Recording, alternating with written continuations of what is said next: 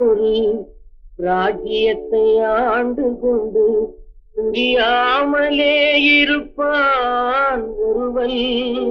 அவனை புரிந்து கொண்டால் அவன் தான் இறைவன். பூஜ்யத்துக்குள்ளே ஒரு ராஜ்யத்தை ஆண்டு கொண்டு புரியாமலே இருப்பான் ஒருவன். அவனை புரிந்து கொண்டால் அவன் தான் இறைவன். பூஜ்யத்துக்குள்ளே ஒரு ராஜ்யத்தை ஆண்டு கொண்டு புரியாமலே இருப்பான் ஒருவன். அவனை புரிந்து கொண்டால் அவன் தான் இறைவன்.